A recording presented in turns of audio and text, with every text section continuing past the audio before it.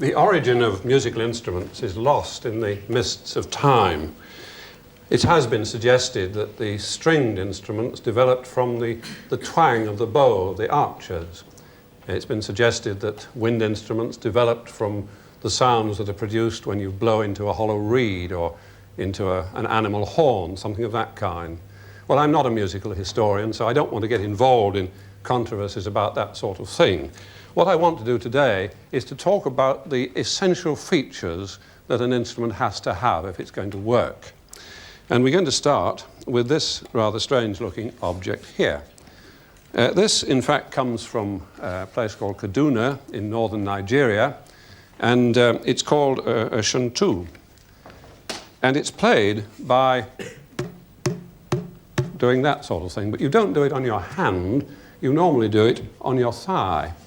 And the first time I saw this instrument in use, I was going to give a lecture on music, in fact, to a girls' school in Nigeria, and there were about 40 girls all lined up with these things sitting down, and they started to play a remarkable sort of complicated rhythmic piece just doing this on the side of the thigh. Now, the question is, how does it produce a musical note? Well, in order to help us to understand it, there are two things we can do. The first is a mechanical gadget. This is just a spring. You can imagine that this represents the air inside a tube, and when I, as it were, plop my hand on the end, what happens is that a pulse goes down. Now, this is a fairly slippery surface, and I think you can probably see that it not only goes down, but it comes back. And in fact, it comes back and forth once or twice. So what's happening is that the air is rushing up and down, and that gives us a kind of regularity. This is an electronic model of this, just a plain piece of plastic tubing, and here we have a little microphone, and it's hitched up to an oscilloscope, and if I just bang my hand on the end of here, we shall see, I think, yes, we can see it. Can you see that squiggle going down? You can see that this is just measuring the pulses going up and down, and the fact that it fades away, that it dies away like that, is just the fact that there's friction in the tube, and so it doesn't last very long. So there we have an example of a fairly easy sort of instrument to make, but of course it doesn't give a very long note. Now, in a tube of that kind, or this kind, we call that longitudinal vibration. It's running up and down the length of whatever it is that the instrument that we're using. In front of me there's a xylophone, and as you know, a xylophone uses these rods here, these bars here, and when you hit them, they are vibrating the other way. They're vibrating transversely. And of course a string in a stringed instrument is vibrating transversely. But whatever it is, they all have a natural frequency. The frequency of this depends on its length and so on.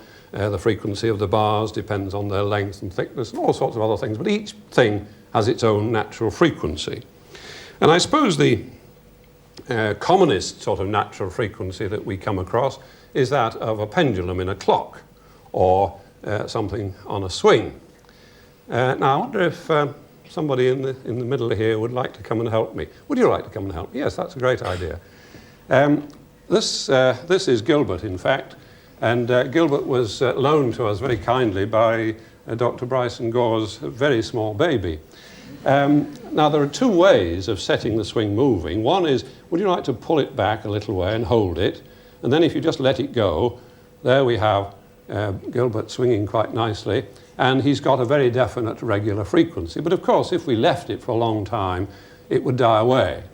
Now, the other thing you could do is to stop it, and then if you'd like to just give it a little tap, and then another one, and if you get the taps exactly right, very good, keep going, and you can build up quite a big swing.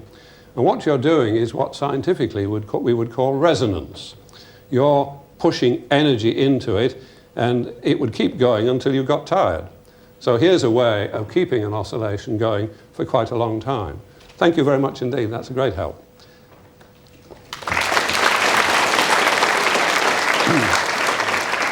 And now, just before we lose that, I think I'd like to show you just one other thing. Our friend there was keeping it going by giving a push every time the teddy bear swung back, but I could equally well keep it going by giving it a push every second time. I don't need to push it every time, and I could keep it going. And in fact, I could keep it going if I gave it a push every third or even every fourth time, as long as the push that I did give came at the right moment in the swing. So there are various ways of keeping a vibration like that going. And now I'd like to show you some experiments on resonance. And the first one is one that was done by John Tyndall in the middle of the 19th century. And this is Tyndall's actual apparatus. I don't think the glass is the same, but all the rest is. And on the top of this pipe here, you probably can't see it, but there's a very tiny flame. Now, when John Tyndall did this, he used town gas, and some time ago, when we were converted to natural gas, we couldn't get it to work, and we realized that that was the reason. So now we have to use simulated town gas. What happens is that if I put this tube over the top of the flame, like that, I think in a moment we should hear a sound. Perhaps it wants to go just a fraction lower. There it comes. Now, I'll just lift it up a little bit so that it's not quite so loud. And what's happening is that hot air is rising, and then a pulse of hot air goes up and is reflected from the back, and a pulse is, as it were, running up and down as the hot and cold air moves. And also, it reacts back on the gas in this pipe. So we've got quite a complicated system of things going up and down. But it's the length of this pipe that determines the pitch of the note. And if I lengthen the pipe, down goes the pitch. Now if I raise it just a tiny little bit and stop it, now it's stopped. But we can start it again if I can sing the right note that resonates with that tube. And off it goes. Now, if I stop it, and this time I'll sing the wrong note. And it doesn't resonate. Now we'll try the right note again if I can get it. There it is.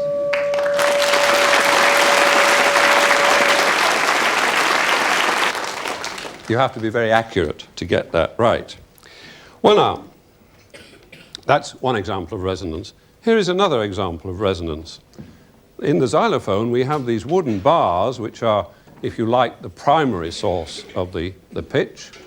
But then underneath here, we've got some tubes. And you can see that the tubes start very long and end up rather thinner. And if I put my hand under here, if I can get it in, can you hear that it's dead when my hand is there, but it comes into resonance as soon as I take my hand out. Now, you may notice that the tubes at the other side of the xylophone, the ones that you normally see in a performance, appear to go the wrong way, because this one is long and this one is long, and there's a nice sort of curve. In fact, that's purely cosmetic. They don't really do that at all. These tubes at this end are the right length, but the ones at this end have a bung part of the way down. If I try to get my stick down, it won't go. And so the length is determined not by what appears outside, but by the position of the bung inside. So that's just a sort of cosmetic effect. Well, there are loads of resonance experiments we could do, because resonance is an absolutely vital part in the whole of musical history. And I'm going to do another of John Tyndall's experiments now.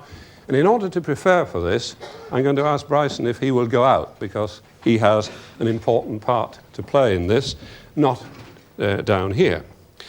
In this experiment, John Tyndall wanted to show two things. First of all, resonance, and secondly, that sound travels along wood. We're going to use a tuning fork and a resonator. This is a box which is tuned just like the tubes in the xylophone. And if I hit the tuning fork, I think you can hear quite clearly that the fork is amplifying the sound. Well, we're going to use a much bigger fork than that. It's about so long. And we're going to use the resonator that matches it. And we're going to connect the tube, or the rod rather, the solid rod, and if you could put it in there. If you look up, the dome is going up, and in a moment or two, I think we shall see Bryson appearing at the top there. It'll take him a minute or two to get his safety harness on, because the worst thing that could happen would be that he might come down here, and not only would we lose Bryson, but we might lose some experiments as well. Now, he's in position, and he's going to fix the rod down there. And now what he's going to do is to hit the big tuning fork, which you can see him holding out, and then he's going to put the end, and I think you can hear the sound coming out here, can't you? Could you do that once more?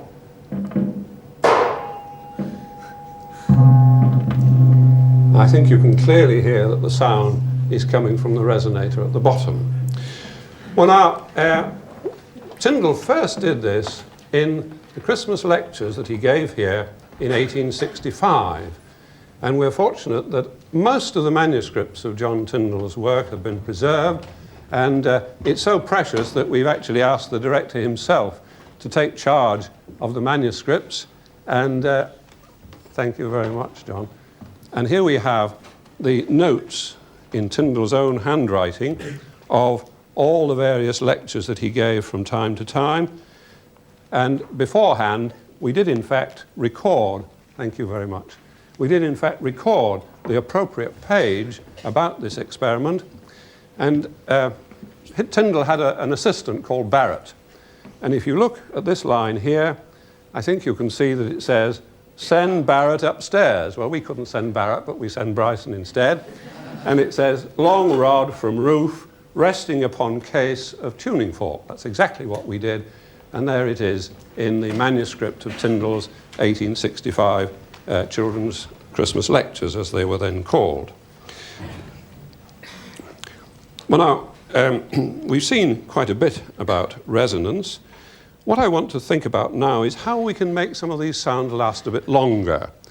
Most of the things we've heard up to now today have been very short sounds.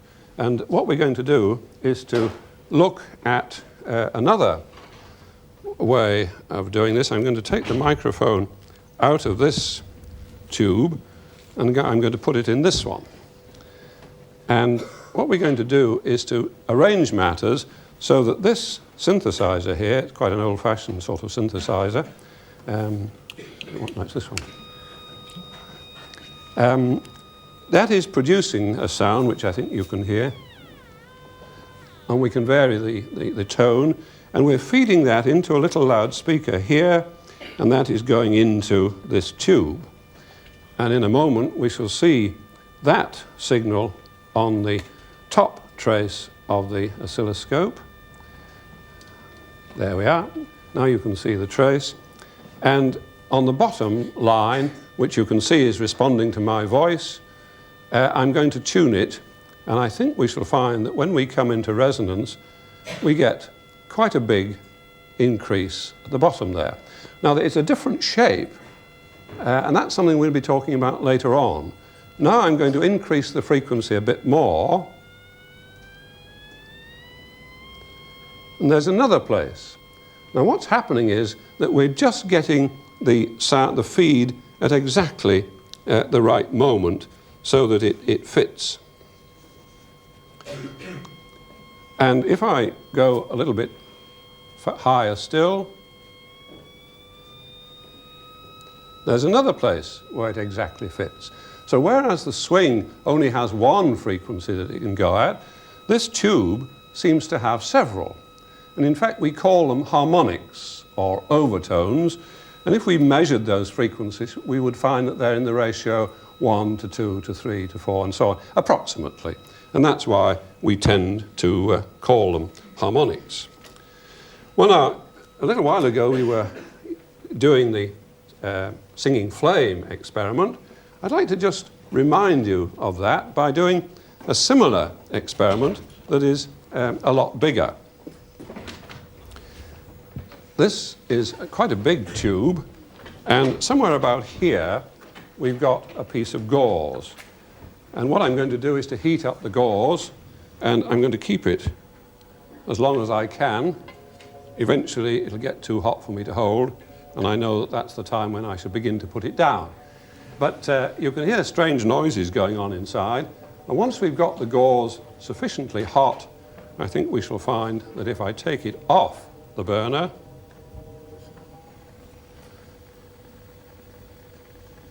and wait just a moment, there we have a splendid sound, and if I turn it horizontally, it stops. Up it comes again, and then it stops. And you could use it, it's not really a musical instrument, but I suppose it would make a very good foghorn. Now, how does it work? Well, it's exactly like the singing flame. The hot air rises, cold air comes in. It's got a life of its own. And it sets up oscillation in the tube. So it's another of the many examples of resonance that we could talk about. Well, now, none of those are really usable musical instruments. If we want a usable musical instrument, we've got to be able to control it and so on and so forth. And probably, as I think I said at the beginning, one of the early sorts of musical instrument was made from a straw or reed, and people blew across it. I'm going to take a fairly short length of straw like that. I'm going to bung up the end with my thumb, and I'm going to blow across it. And we get a musical note. Now, if I cut a little bit off, you get a higher note. Cut a little bit more off, a higher note still.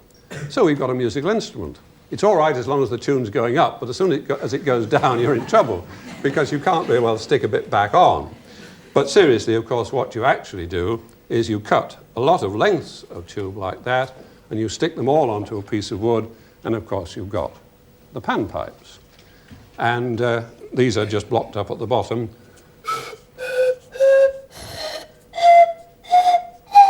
And these are very old instruments. You find them in all parts of the world.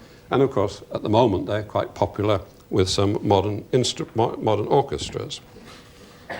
Well, now, having thought about these sort of things, we need to ask ourselves some questions about where the sound is coming from. How are we getting the energy? And I'm going to hitch this microphone up to the oscilloscope, and I think when we look at the screen we should see that it's dancing about in time with my voice. And then I'm going to blow the straw, and I think you can see that I'm getting quite a regular sound, quite a regular trace. So obviously, by blowing across it, I'm feeding in energy and I'm keeping the oscillations going, which is what we want to do. What exactly happens? Well, there are all sorts of ideas as to what might happen, but I think the simplest way of thinking of it is that when I blow, I'm blowing at the back edge. Later on, we're going to see a flute being played, and in a flute you blow across a hole. It's all the same sort of thing. And what happens when the airstream goes to the back edge, it can't make up its mind whether it ought to go down the inside of the pipe or over the top. And let's imagine that the first bit goes down the inside, and then of course the tube, if you like, is already full up. So the next bit goes over the top and then back again. And so it oscillates back and forth, and we get what a physicist would call an edge tone or an eddy. And that's where the oscillation comes from. Now, once we've got the air in the tube, it goes down to the bottom and hits my thumb and is reflected back again. And so it's the length of the tube, just as it was in the singing flame experiment, that determines the pitch of the note. Now, what happens at the bottom here is going to depend on whether the tube is closed or whether it's open. And in order to see how things behave in a tube like that, I'm going to use this toy train set. It's always fun to play trains anyway. We've got fairly hefty trucks here with springs between them. And I want you to imagine that these are the molecules of air in a pipe. And we're going to start with the pipe open because there's nothing here. And I'm going to send the squash down. You'll see the springs squash up and then the next one and so on. But when it gets to the end, the spring will expand. And what will come back will be an expansion. Could you see that? When it got to the end, it turned round. And what went down as a squash came back as an expansion. But now, if we had it close up to the buffers, like that, better get it actually touching the buffers, I think, then I think we shall find that what happens is that the squash comes back as a squash. I'm sure you could see that. The squash bounced back off the buffers. And there you can see the squash coming back again. We've got an animated diagram that I think will help us to understand this perhaps a little better. And in a moment we shall see the tube. There we are, there's the tube. And I want you to imagine that this rather fuzzy ball is the first squash that's going to go down the tube. And it will travel down the tube. And when it gets to the end, just like the spring, it will turn into an expansion. And then it will turn into a compression. And as it goes backwards and forwards, you can see that it keeps on changing from a compression to an expansion. And if we time it right, if I get my breath just at the right moment to send the compression down, then we shall build up resonance. And that's exactly what happens in any wind instrument. We're just feeding pulses in at the right moment. Now, I said that we could produce harmonics. We can have something that's going at twice or 3 times the speed. Let's see what happens if we send this compression down, and just at the time it gets to the bottom there, and it's just changed into an expansion, we send another compression down. We're going at twice the speed. Let's see what happens now when that goes. And you can see that they'll cross over in the middle, and that will keep on going as long as you like. And can you imagine that at the moment that they cross over in the middle, they'll cancel each other out momentarily.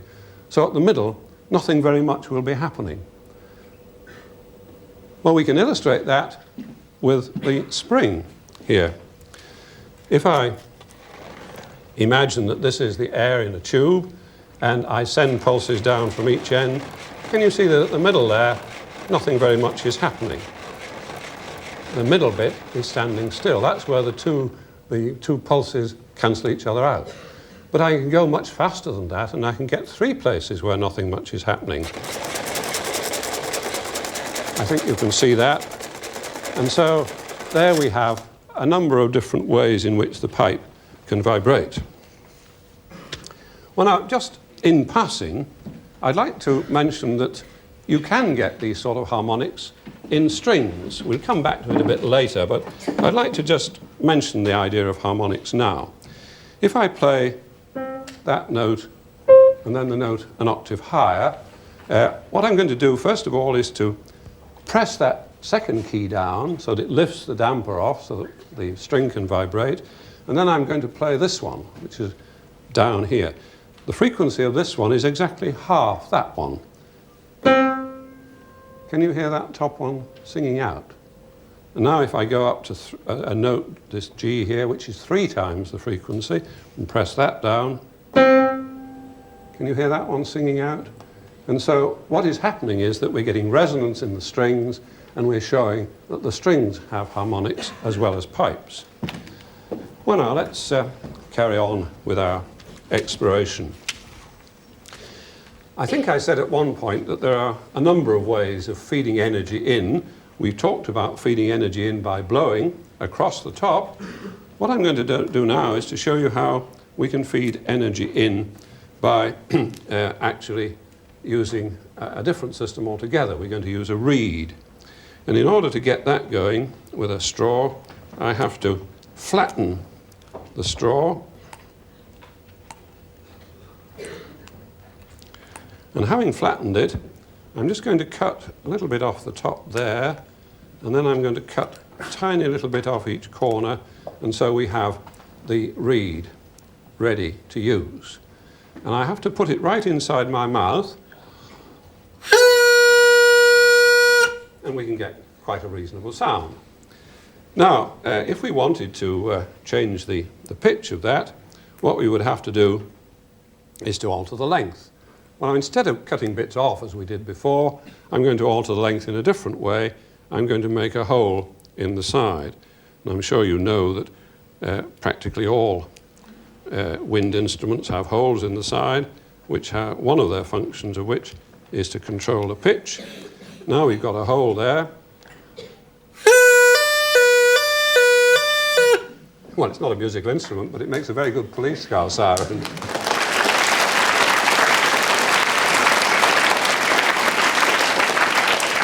Well, there are a lot of musical instruments that use reeds.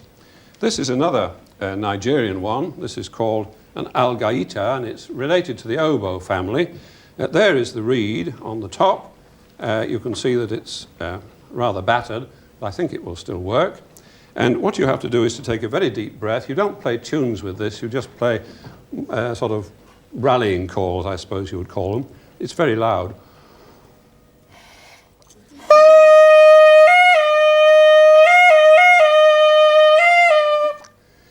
It takes a lot of breath, and when you're actually playing this in its native area, the north of Nigeria, you have to learn to circularly breathe. That is, you breathe in while you're blowing out. And I've seen people doing this with their cheeks swelled out here as reservoirs, and you can produce a lot of sound that way. This is called a crumhorn, and there's a lot of argument between historical people about whether this is a real instrument or whether it's an imaginary one. Some records say that Henry VIII had 20 of these in his band, but whether that's true or not, I'm not sure. Other people say that the shape is simply an imitation of pictures that you see on some Greek vases. It produces a rather harsh sort of sound, and it's one of the family of what are called wind cap instruments. It has a reed, but the reed is inside here. There you can see the reed. You can see it's quite a broad reed, and I'll put that back on and I will see what we can do with it.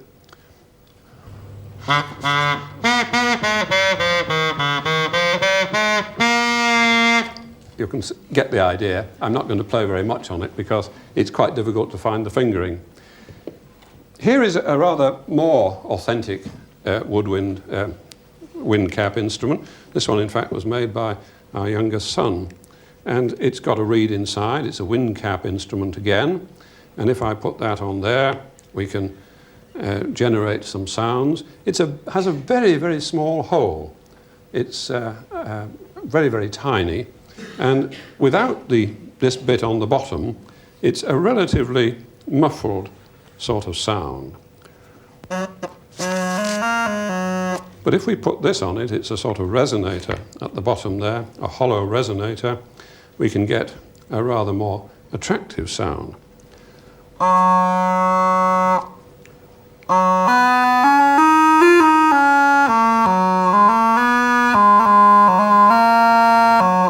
I think it's quite an attractive sort of sound, and it's the resonator at the bottom that really does the trick. I suppose the commonest of the wind cap instruments is this one. This is the bagpipe practice chanter. This is the sort of thing you use if you want to practice the bagpipes, practice your fingering without annoying the neighbours too much, because you don't have the drones. It's got the reed inside, and I'm going to put the wind cap on and see what we can do with it.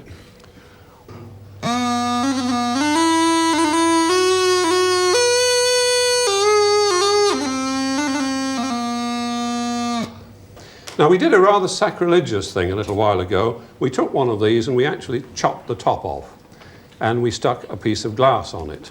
The glass is stuck on at an angle because it's difficult to get rid of the reflections of the light. And it's set up here, and I think in a moment we shall see a picture of the end of the reed. Underneath the table here we have a very bright light, and we have a wheel rotating with a slot in front of it, which is chopping the light up into the sort of beam that we would call a stroboscopic beam.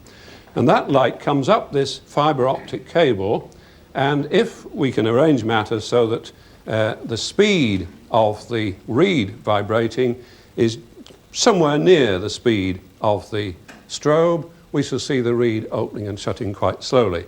So if Bryson takes a big breath, now you can see the reed, and it's a case of, well, I think you can see the reed there. That's it, beautiful. That's the reed opening and shutting very, very slowly. Now, I think we'd better stop, or else Bryson might expire. Thank you very much.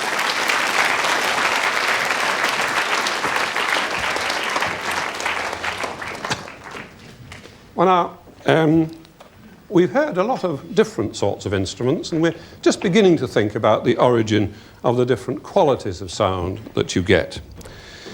And when I was talking about harmonics, what I perhaps might have said is that most instruments don't just produce one note, they produce mixtures of notes. In a little while, we shall be looking at the sort of mixtures that they get. But before we do that, I'd like to introduce this model, which will help us to understand why some kinds of excitation of a pipe give us more harmonics than others. What we've got is a series of very light pendula, and then we've got one very heavy one, this red one here. And what I'm going to do is to set this oscillating, and I want you to keep your eye on that particular pendulum, which is exactly the same length. And I think we should fairly quickly get resonance occurring.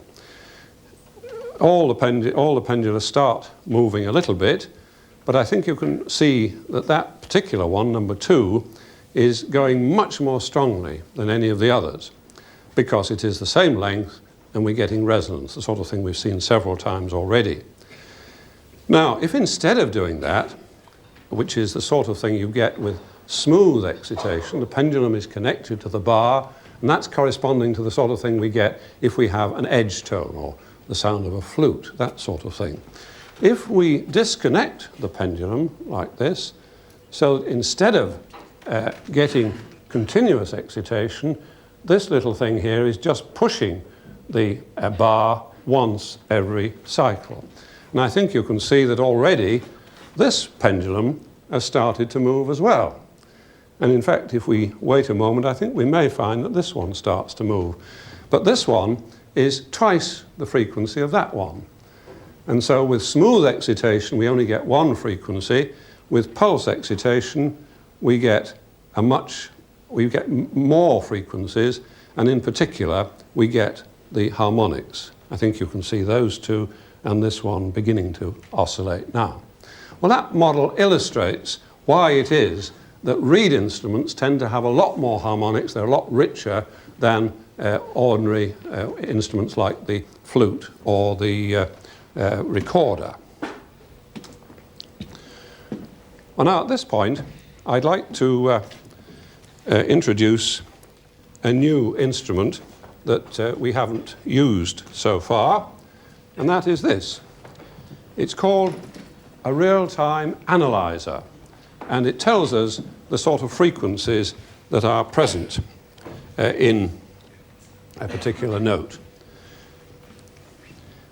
Now, of course, in the 19th century, they didn't have that sort of thing. This is a very fancy electronic instrument, very recent.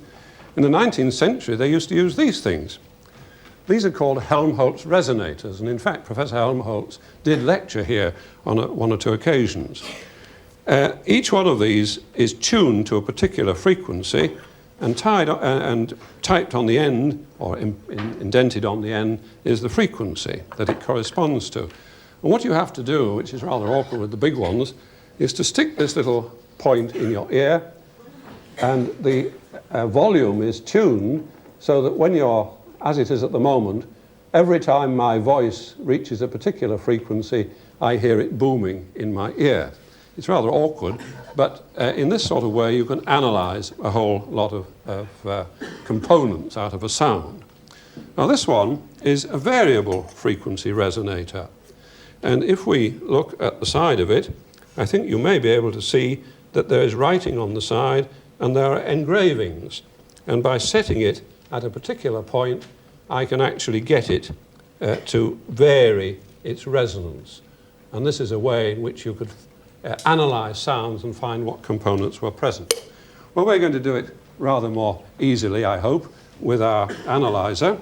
And the first thing I'm going to do is just to use this synthesizer to produce a steady note.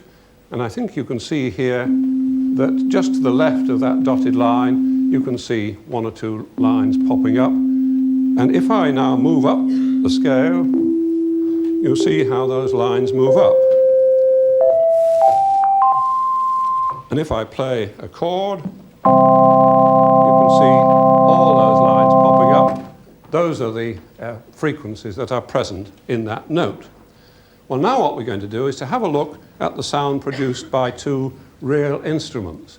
And I think Zoe up there is sitting patiently waiting with her flute, and she's going to come down and help us at this particular point.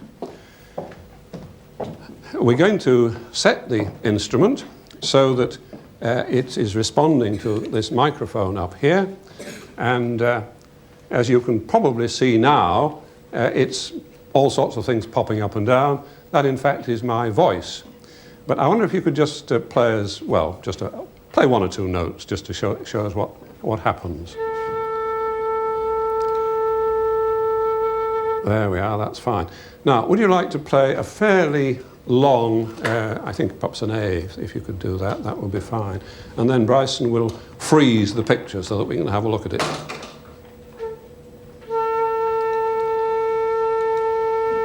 Lovely, thank you very much. Now, I think you can see this is the basic note, and then we have the various harmonics, but there aren't very many. There's a second, third, fourth, and not very much more. So it's not very rich in harmonics. Would you like to just play one or two other notes?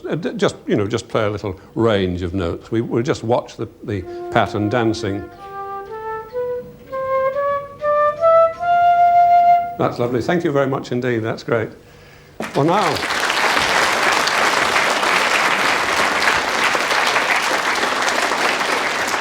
what we're going to do is I'm going to just play the bagpipe chanter, and I think we shall find that we get a much richer pattern. Now I think you can see, look at all this range of stuff here.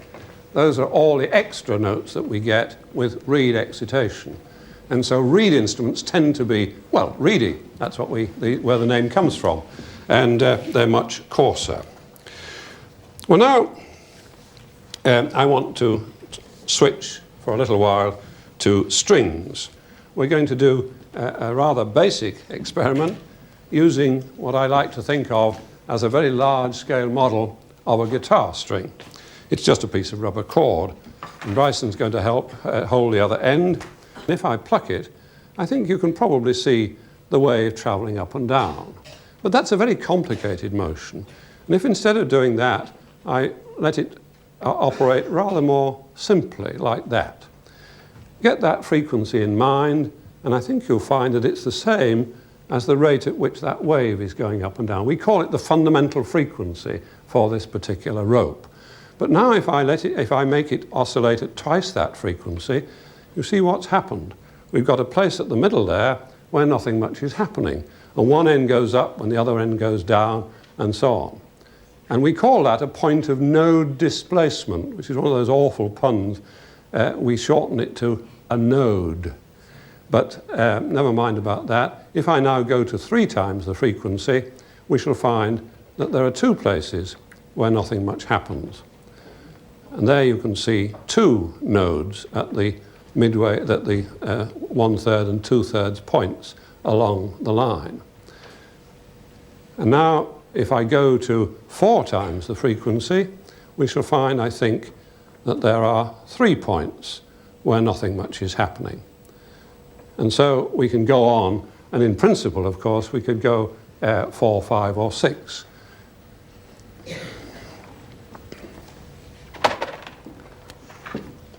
So, strings have harmonics, and when I plucked the string in the first place, what we were really getting was a whole mixture of harmonics.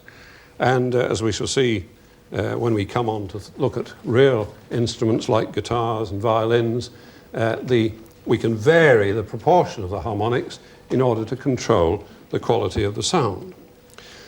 Well, now, we spent quite a bit of time talking about how we feed energy into pipes. And what I want to do now is to talk about feeding energy into other sorts of systems. Now, this glass here is actually belonged to Sir Charles Wheatstone, we understand. And it's been preserved, as with so many things in the Royal Institution. And in fact, again, John Tyndall used it in his 1865 Christmas lectures. And we can use it to illustrate a kind of motion that's called stick-slip motion. If I wet my fingers and run them round the rim, I'll just get it wet for a moment, you can hear the note that the glass produces if I just ping it, but if I run my fingers round, we can make the sound last a lot longer. And I don't know whether you can see, but the water is dancing about all over the place. And there's a sort of pattern rotating round. And wherever my fingers are, because I'm holding the glass, there's a place where nothing much is happening. So we have a sort of rotating nodal pattern. Now, what's happening is that my fingers are gripping the bowl and then slipping and sticking and slipping and so on and so forth. Now, we can use that in all sorts of ways, and I'm going to use these 2 brass rods to illustrate that, if I can get my gloves on. These gloves are impregnated with resin, and if I pick up one of these brass rods, they're only just 5mm solid brass, don't sound very musical, but if I hold it like that and stroke it, we get quite a steady sound. And once it's got going, once it's actually started, it's not difficult to keep it going. There we are. Once it's going, it's not difficult to keep it going for as long as you like. So there's another way of feeding energy in. What's happening?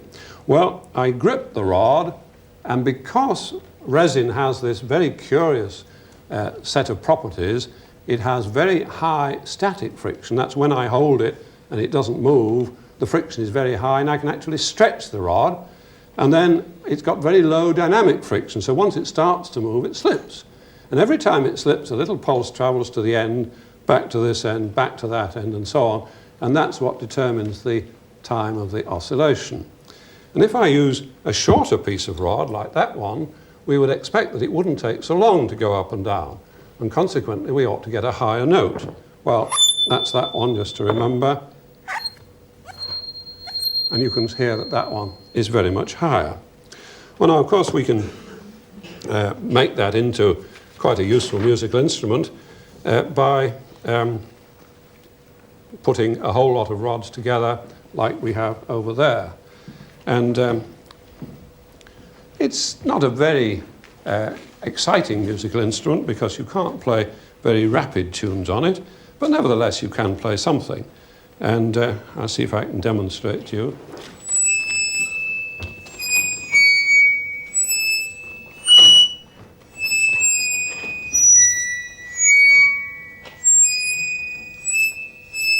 Well, you can probably just about tell.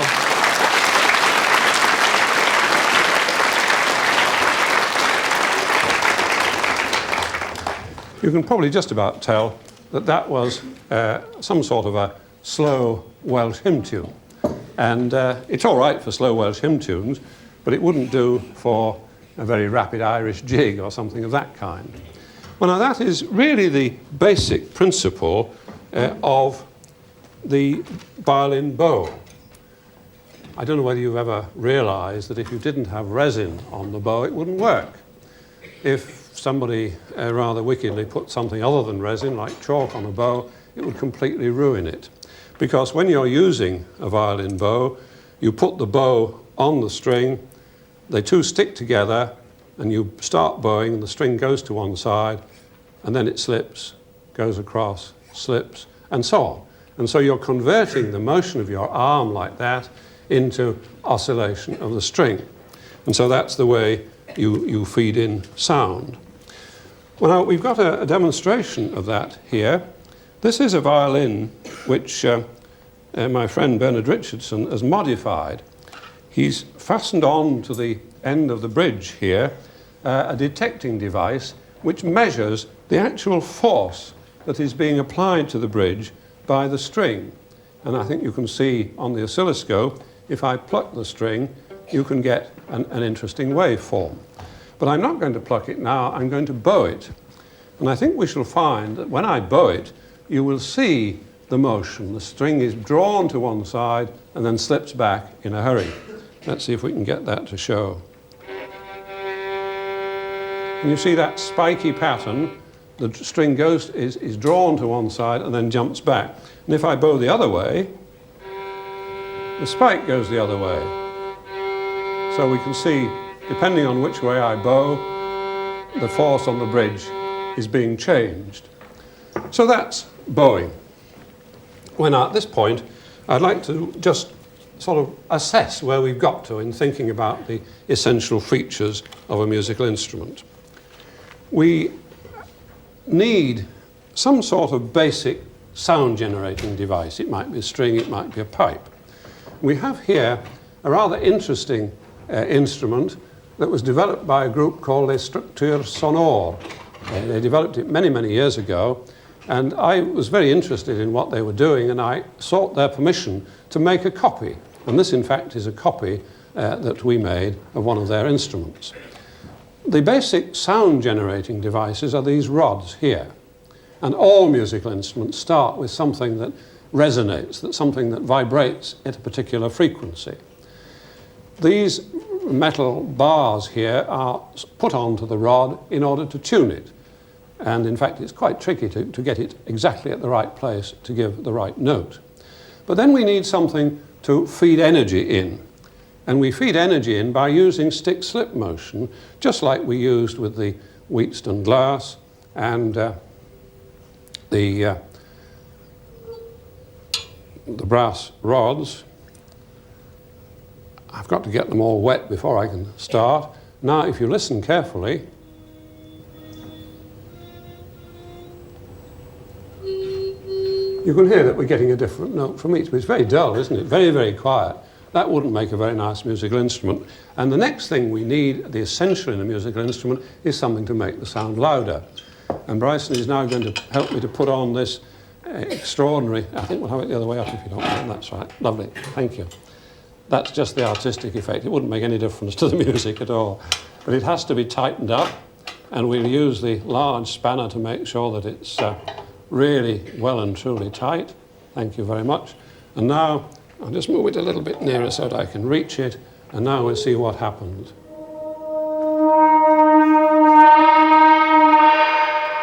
See what an extraordinary difference this amplifier has made. Let me just do it again. I like doing that. It's almost like a trombone, isn't it? And now we can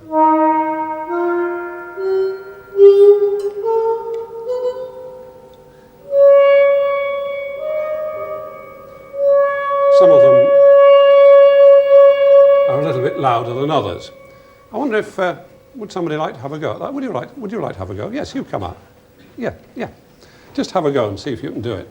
We'll try that one, because this end one, because it's very loud. Get your fingers well and truly wet and just slide them up and down the rod. Well done. Jolly good. Thank you very much.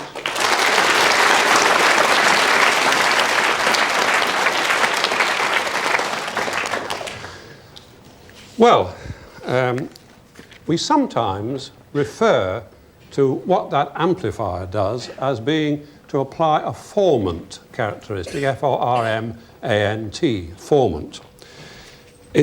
What it's really saying is that not only is it amplifying the sound, but it's also changing its quality.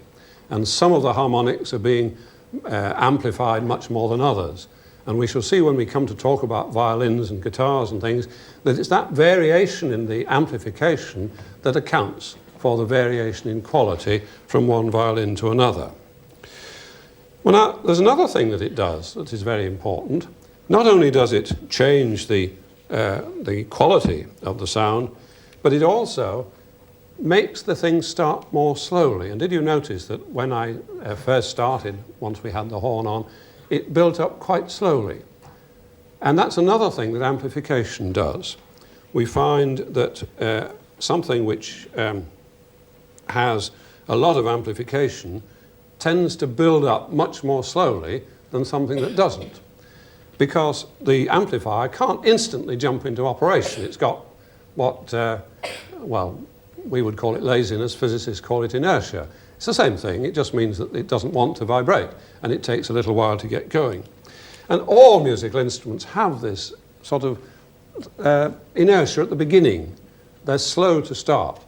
And that's very important, because it's that bit at the beginning that's so slow to start that really identifies the instrument. When you're listening to an orchestra, the reason that you can pick out what the violins or the oboes or the flutes or whatever are doing is that you hear that little bit at the beginning. We call it the starting transient. Starting because it's when the note starts, transient because it doesn't last very long.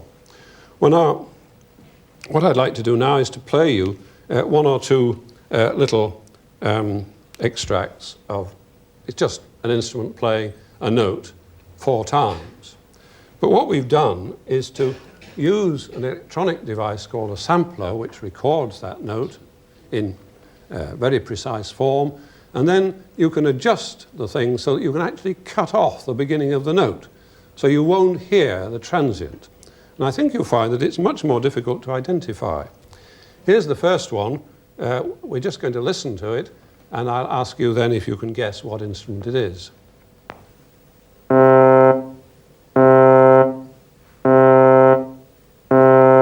Well, that was the same instrument 4 times. Anybody any idea what it was? Yes? It was a trombone, yes, well done. It's quite difficult though, isn't it? It doesn't sound exactly like a real trombone. Now, I think the second one you won't have as much difficulty with. Not that. That one.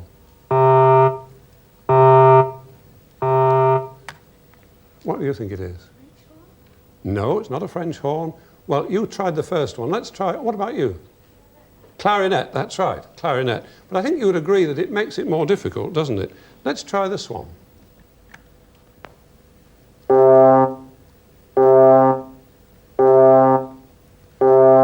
What about that? Somebody who hasn't had a go yet?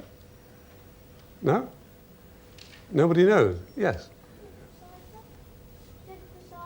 No, it wasn't a synthesizer, it was a French horn.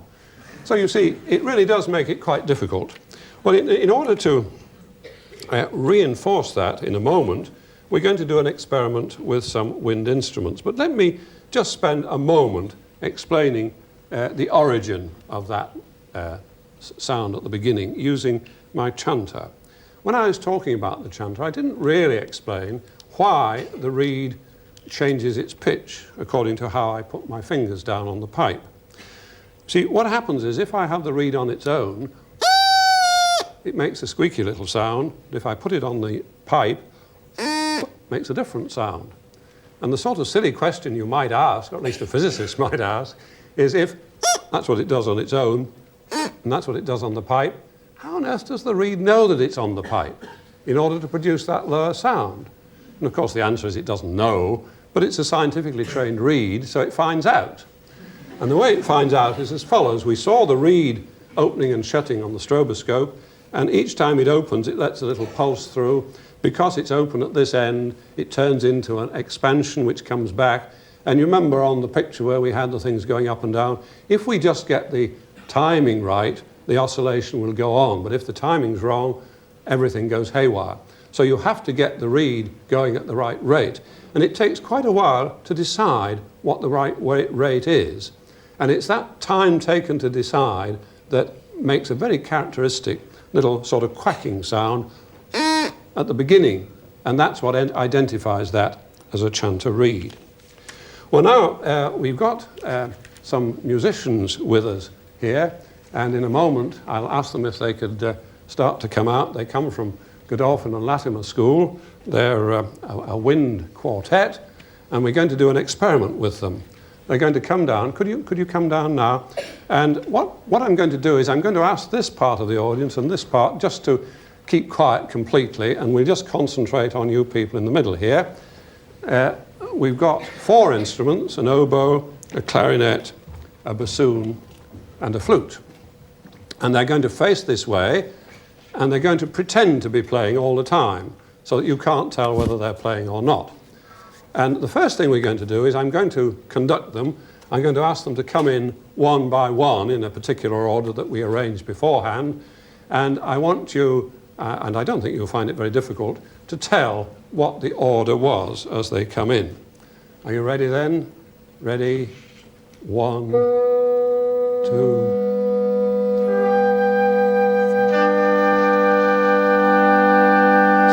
Splendid. Now, which one came in first? Yes? The bassoon. Yeah, okay. Which one came in second? Yeah? Splendid, yes. What about the third one? Yes, you. Yes, that's right. It was the flute, this one. That's right. So it must have been the oboe that came in last, wasn't it? Okay, fine. Well, now, that was easy, because as they came in, you could hear the starting transient. What we want to do now is to have a chord, which when I tell them to start, and then 2 of them are going to drop out when I give a signal, and we want to know which were the 2 that dropped out. Okay? Ready? All together.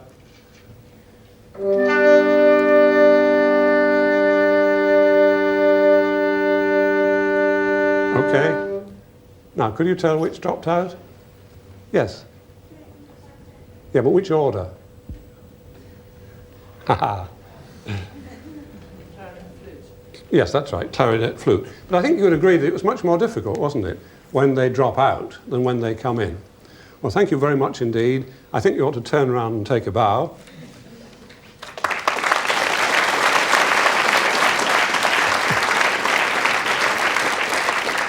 Well, we've got so far in our exploration of what are the essential features of an instrument, and now we've got to the point when in the next lecture we can begin to put it all together in terms of real orchestral instruments. But just before we finish, I'm going to ask the quartet to come back again and play us a little carol. Would you like to come back in? We've got some human music stands to help out. Okay.